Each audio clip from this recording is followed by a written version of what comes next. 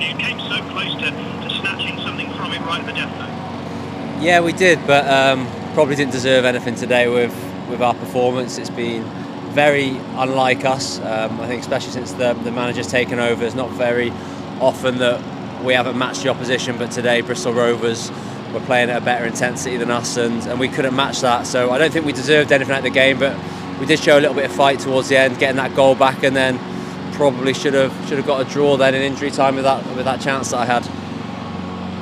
It looked from afar like there was a bit of a lack of sharpness early on. Was it a case of maybe the number of games catching up with you, or was there another reason, do you think?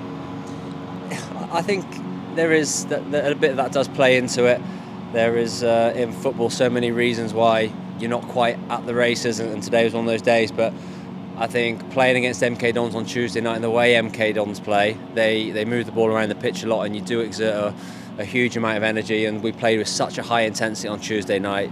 The manager picked the same team hoping to go and replicate that result, and for whatever reason we just weren't quite there. And obviously Bristol Rovers with a new manager coming off the back of a loss in his first game, they were always going to be up for it, and for whatever reason when there was the 50-50s we were just a yard late to them. They were the ones on the front foot, and once they got that momentum and they got the goal just before half time, I think that was a critical point in the game, and we couldn't quite get back into it after that. I think if we'd have gone in at 0-0, I think the manager's team talk at half time could have maybe got us going a little bit more in that second half, but it wasn't to be. And then obviously going 2-0 down, the game was really over then.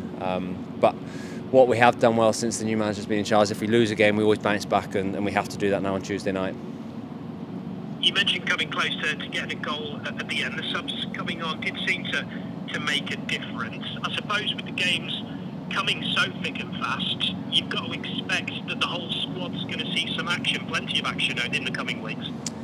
Yeah, most definitely. I think we've been able to make 5 substitutes in the amount of games. Lads are trying to get opportunities off the bench, hoping to do enough to break into the starting 11, and it's obviously going to be difficult with the run we're on. The lads that are starting fully deserve their place at the moment, but it's important that when we do get a chance to come on, we contribute, and I think in recent games we've done that from the bench, and today was no different. So we've got a real good group of lads here, and we're all sort of singing off the same hymn sheet. We all want the football club to do well, and when we get that opportunity we need to come on and make a difference, and so I felt we did that a little bit today, but obviously not quite enough.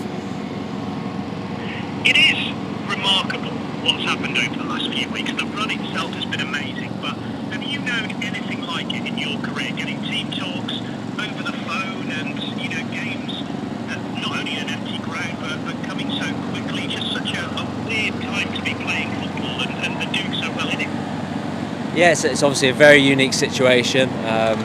Huge credit has to go to the manager from when he came in, and he gave us so much information early on in his reign that a lot of that's stuck in, but also his match preparation, what we do in training, and obviously a lot of that is down to the manager, and we really go into every game with a game plan that can win that game of football. And then the other credit has to go to Aaron and Davey Longwell, because they implement that on the training field. But also, as I alluded to before, we've got a great bunch of lads here who are all pulling in the same direction. We all want this football club to do well, and we work extremely hard in training, so we're making the most of it.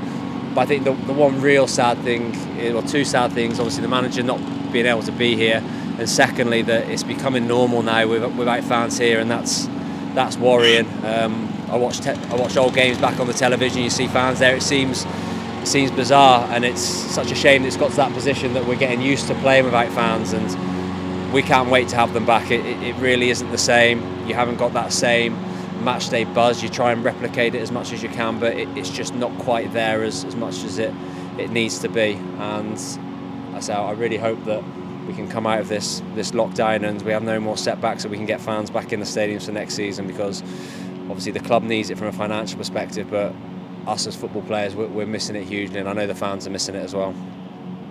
Absolutely, we all are. Before you go, it's been odd, hasn't it, this season? Such a great record against teams high up in the division, and such a difficult time against teams lower down. Is there anything you can put your finger on? Is it a different task when you're trying to break down a team that you might be favourites against? And that's a task you're going to encounter a lot in the next few weeks. Yeah, it isn't. It's something we've got to work out very quickly. I think I look back at all my time that I've been back here at Shrewsbury, and even under Sam Ricketts, we were always better against the bigger teams in the league, the teams who are going to dominate possession. I think we naturally probably have a more counter-attacking team.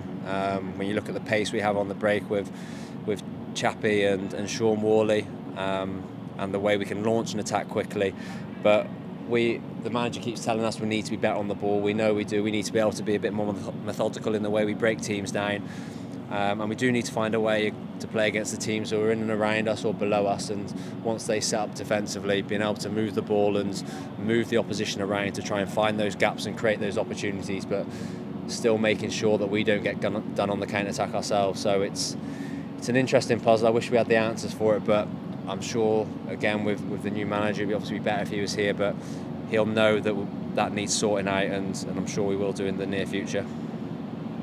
Dave, great insight. Really appreciate your time as ever. Have a safe journey home.